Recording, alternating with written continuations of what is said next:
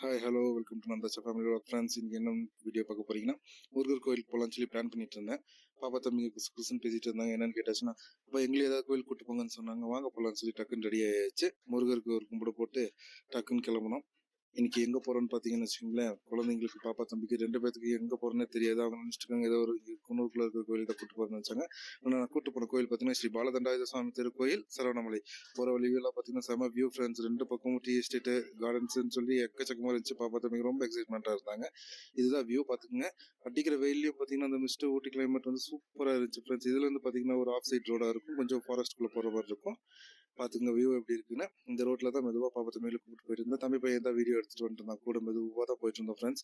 போய் கொஞ்சம் தூரம் போகும்போது ஒரு 10 to 15 மினிட்ஸ் டிரைவ் இருக்கும் இந்த ஃபாரஸ்ட்டுக்குள்ளே.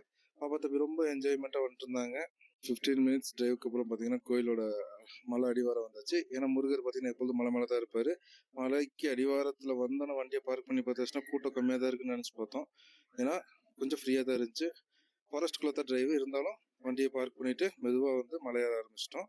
பாப்பா தம்பி நீங்கள் சொன்னால் நம்ப மாட்டீங்க, என்னை டிஸ்டர்ப் பண்ணல, தூக்கு சொல்லி தொந்தரவு பண்ணல. அவங்களே தான் நடந்து வந்தாங்க. மேலே டாப் வரைக்கும் அவங்களே தான் மெதுவாக நடந்து வந்தாங்க. ஸோ நானும் வந்துட்டு எந்த ஒரு பிரச்சனையும் இல்லாமல் மெதுவாக அவங்க கூட ஜாலியாக மலை ஏறி நடந்து போக ஆரம்பிச்சிட்டேன். மேலே வந்ததுக்கப்புறம் பார்த்தீங்கன்னா ஃப்ரெண்ட்ஸ், இங்கே வந்து இந்த கோயிலுக்கிட்ட கொஞ்சம் பக்கம் வந்தோன்னா இந்த கல்லுங்கெல்லாம் வச்சு நிறைய இது மாதிரி கட்டி வச்சுருந்தாங்க. அது என்னதுன்னு பார்த்தீங்கன்னா எனக்கு தெரியல. உங்களுக்கு யாராவது தெரிஞ்சுன்னா கமெண்ட் பாக்ஸில் சொல்லுங்கள்.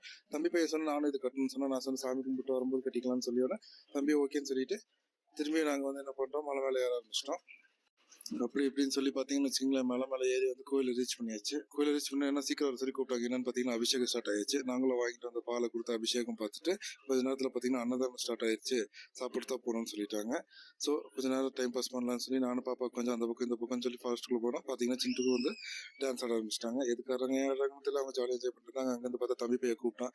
என்னன்னு பார்த்தா அலங்காரம் முடிச்சு தீபாரத்தனை ஸ்டார்ட் ஆயிடுச்சு.